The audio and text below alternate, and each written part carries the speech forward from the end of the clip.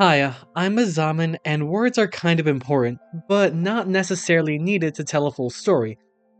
Just look at something like Gris. I like Gris a lot, but this ain't that because instead, I want to talk about Gore in Crayon. It blew up a while ago, but I didn't hear about it until after I played the game and wrote the script. And today, instead of talking you through a story like I normally do, I'm gonna do that and try to piece together a story. Because I think that should be fun. So let's get right into it. Booting up the game, I'm given the controls and treated to a short cutscene as my mom bids me farewell and heads out for the night. This is Girl. She's got no name and is who I'll be controlling. Once mom's out, I'm left to explore the house for far too long. This game is supposed to be like 20 minutes long. I played it for an hour, and 12 of those minutes are of me just wandering this house, unsure of what to do. But with all that wandering, I am able to paint a picture of the kind of home life Miss Girl here is having. It's not a very good one. It's pretty bad. The first thing we see is this wilted flower. Our mom can't even care for this thing, and all around the house we'll find plenty of other flowers just like it. There's also a drawing on the table here, likely made by Girl, which tells us mom likes to drink and it's quite sad. That then becomes far more evident as we go into the next room, and in fact, every room going forward is just full of bottles of alcohol just everywhere. The next room through here is quite messy, but at least Girl's favorite show is on. And in the hall, there's a torn up photo of the whole family. Seems like Dad is gone and the house is in complete disarray.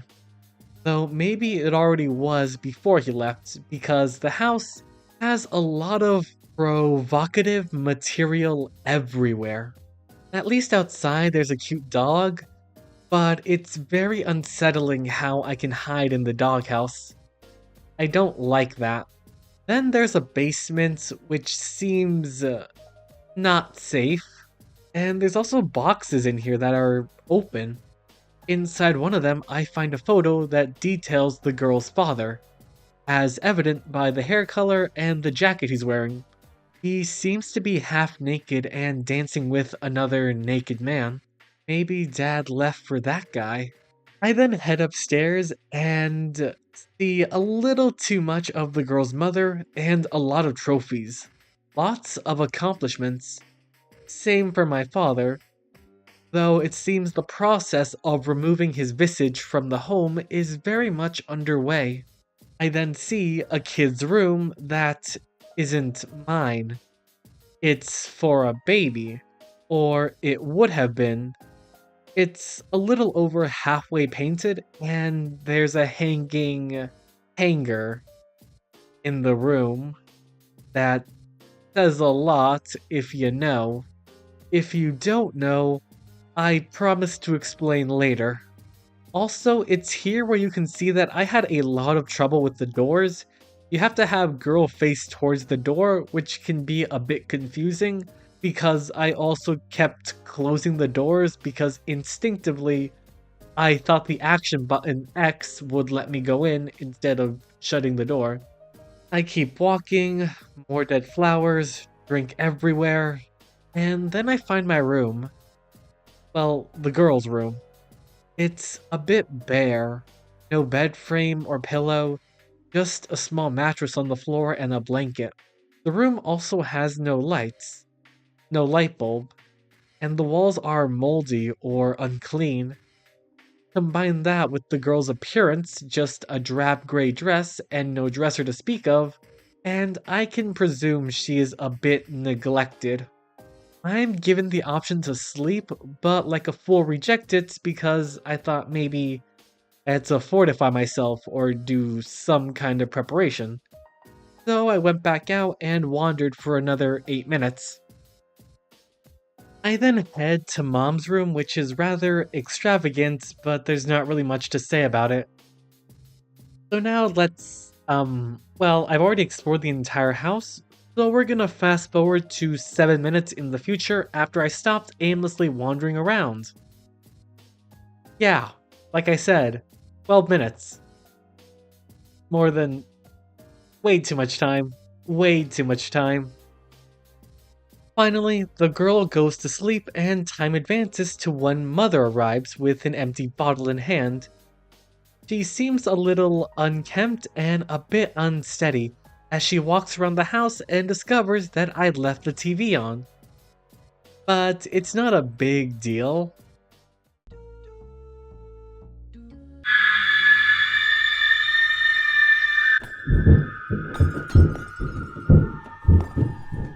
Wrong. I can hear the mad dash she's making down the stairs, and quickly I run to hide in the bathroom. But then, it stops. Anxiously, I leap to go investigate. Ah! My god! It does not go well. She is armed with a knife, and the girl has short legs. I cannot outrun her. I then spend 5 minutes running and dying to my mother, only to realize that I have the power to close doors. So I shut the door in her face, but that only slows her down as she bangs and starts smashing through the door.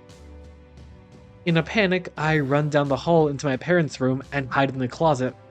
I hear her break the door down and start pacing around looking for the girl, but she stays silent. However, the mother's movements causes a bed sheet in the closet to fall over, revealing the rotting corpse of Dad.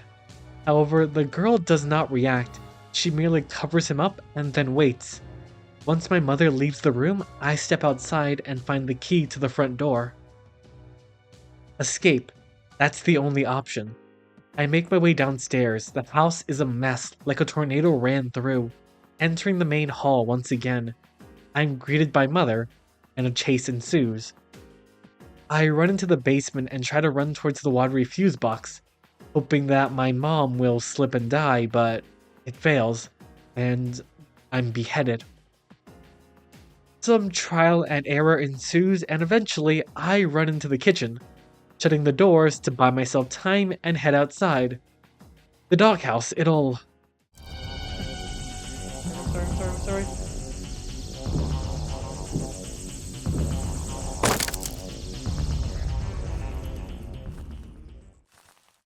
Amongst the little guy's corpse, I hide from Mom and wait for her to leave. It's nerve-wracking and genuinely terrifying to see how mutilated the dog has become.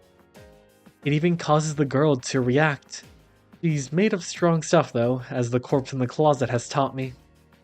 Once Mother's gone, I make a beeline for the front door, running past all the carnage. I know if I can reach it, this will all be over. Somehow, I manage to evade Mom and reach the front door. But I'm caught and thrown to the wall. And as the girl is to be killed, the lights flicker.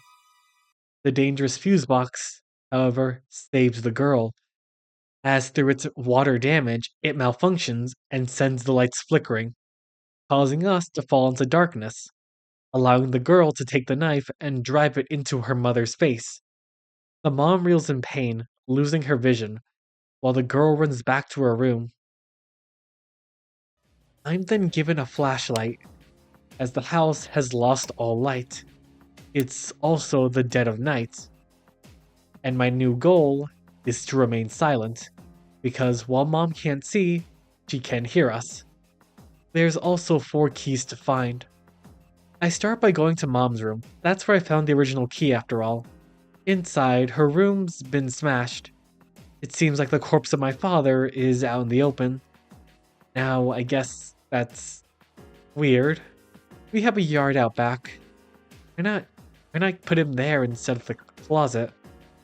Whatever. I find a key on the floor. And then I hear the clack of my mom's heels or pumps, or whatever footwear she has on.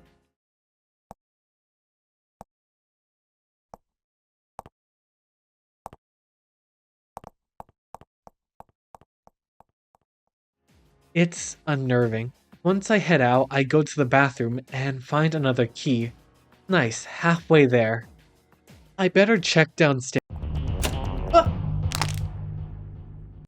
It would appear that my mom never took the knife out, and now she doesn't actually need it, as when captured, she merely snaps the girl's neck.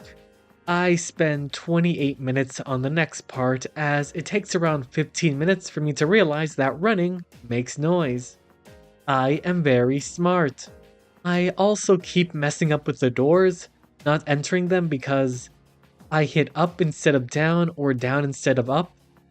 Basically, when I approach a door, instead of walking through it, I turn around.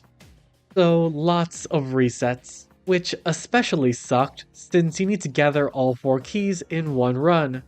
Eventually though, I did realize a trick. When I leave a room, don't walk, just turn on the flashlight, and if mom's there, go back in the room I just came out of. Walk a little bit, turn off the light, and then wait until she leaves. It's literally flawless. But I didn't know that, so for lots of times I would hide and then wait for way too long. Don't like this. I don't like this. I hate this. Oh my god, this sucks. I was right. I was so right. I was so right. I was so right.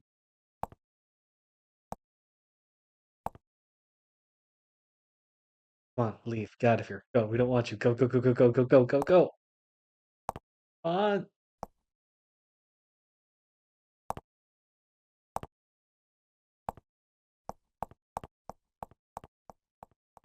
I think she left. I think she left. I think we're good.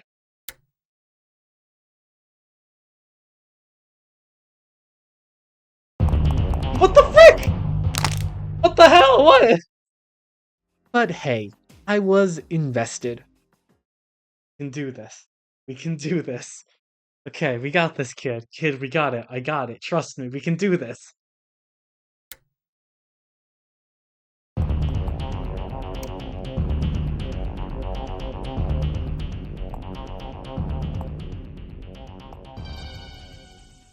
Trust me, kid. Trust me. I got you. Don't worry, kid. We got this. And scared. And timid. But committed. Also, a few things I noticed were that in the basement, all the boxes were knocked over, and the photo of Dad was gone.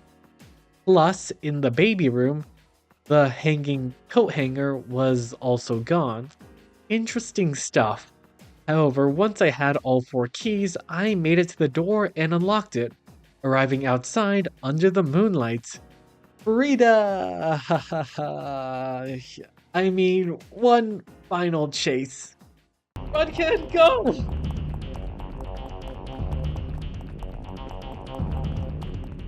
No, no, no! Not like this! Oh! Thankfully, Mom's chase ended in her defeat as a lucky police officer executed her and saved the girl's life. However, maybe that wasn't... It's strange. As we then see the girl in police custody, happily coloring while medical physicians, or doctors, discuss the unusual factor about our home. They assumed that the dad was killed by a knife via Mom, but they then realize that's not correct, as it seems he was killed by multiple crayons, shoved into his skull. They then look to the girl, and when they see her drawing, they notice that she has a manic smile on her face, and she starts laughing, ending the game.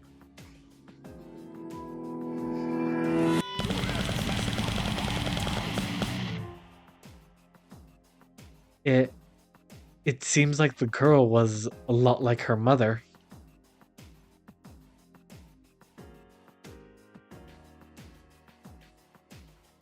Before I discuss my further thoughts, there's a few more details I want to mention, as during my second playthrough, I confirmed a few things. Number 1, there is no escaping Mom's wrath. She is actually looking for an excuse to kill.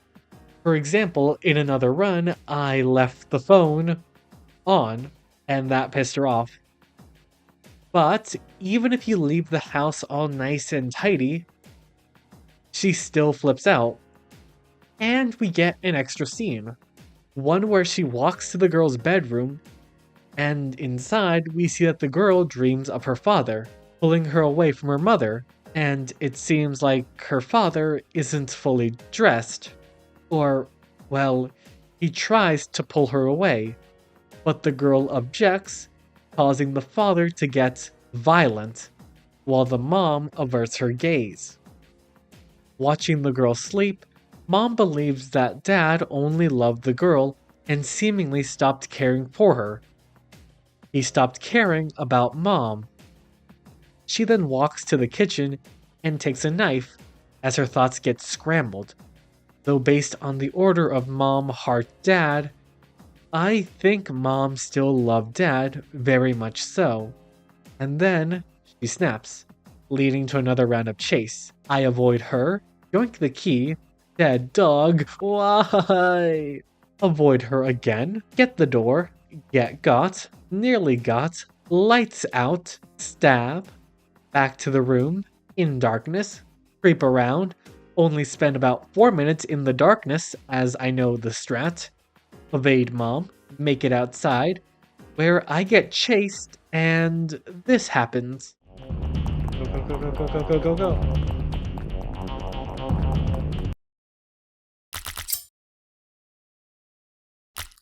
As the girl is grabbed, Zombie Dad appears, plucks the knife from Mom, and uses it to slice her in two, leaving 3 bloody chunks.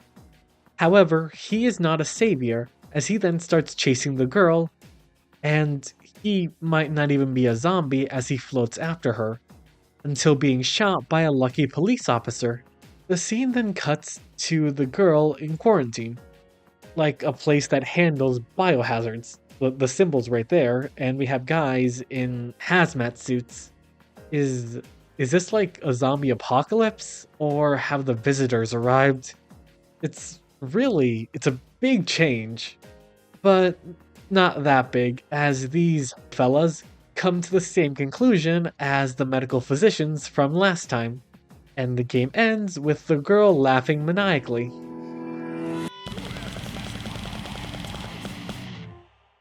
And that is everything. Meaning now it is time to put a story together, based on everything that I have witnessed.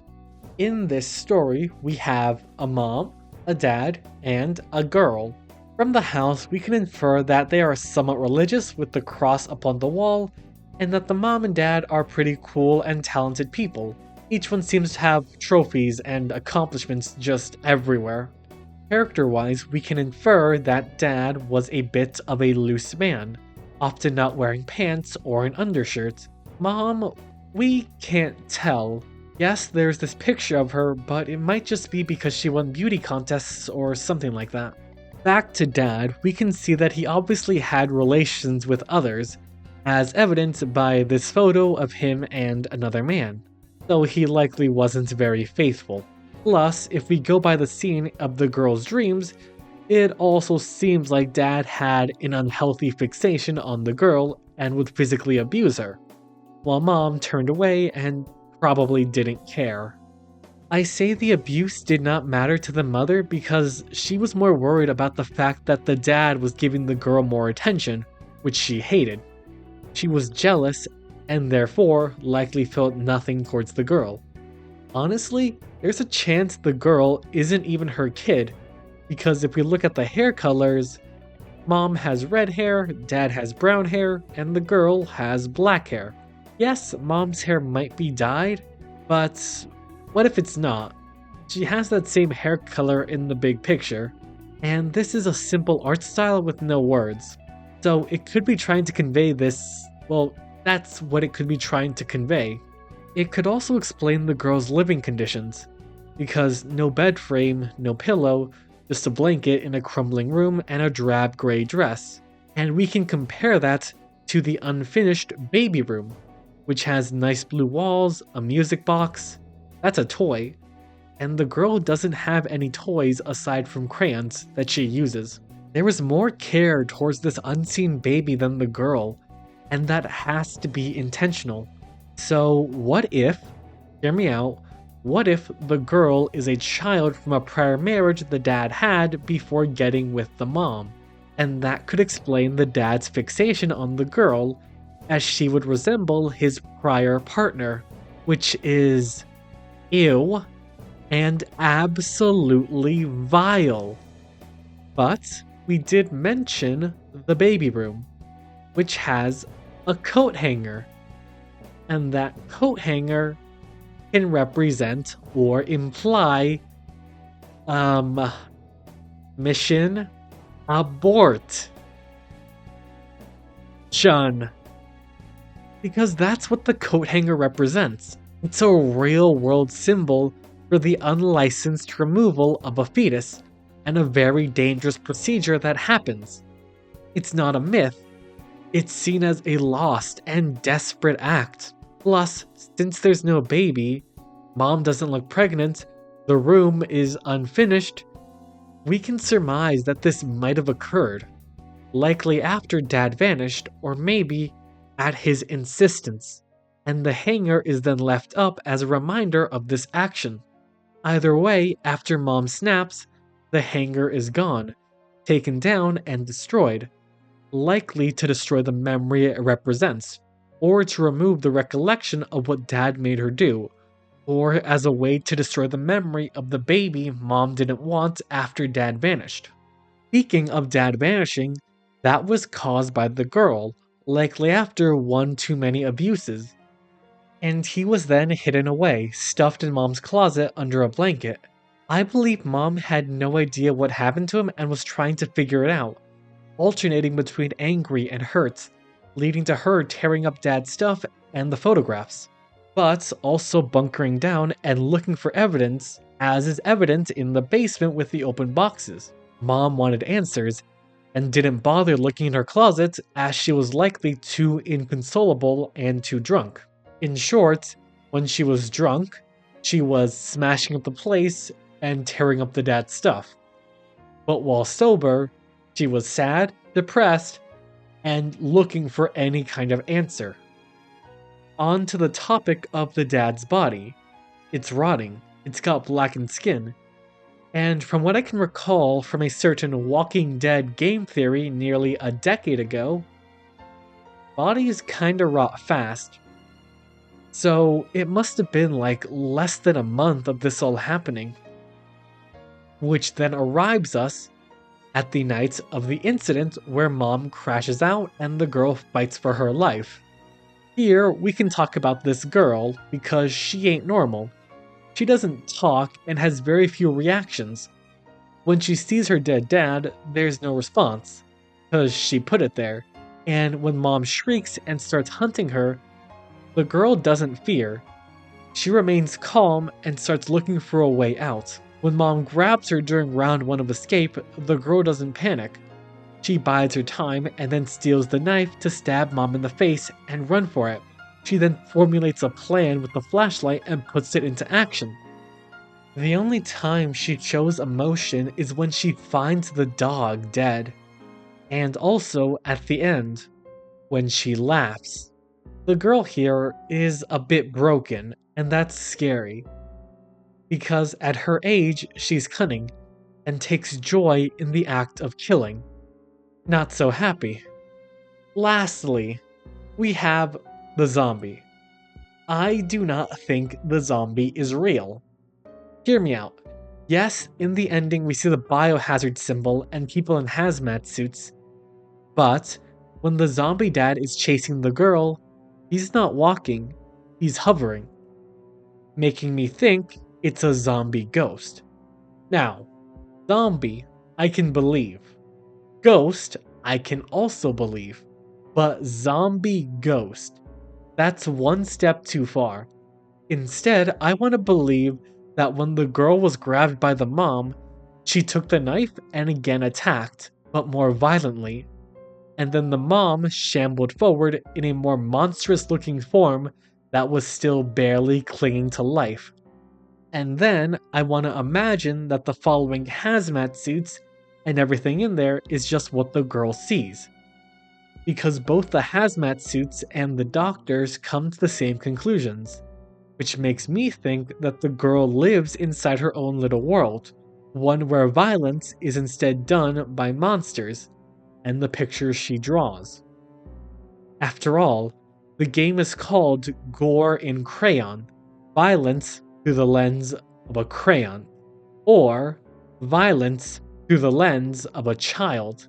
And that might be what the zombie ghost dad is implying. Or it could just be that the world is undergoing the start of a zombie ghost apocalypse. We can't be sure, that's why it's called interpretation.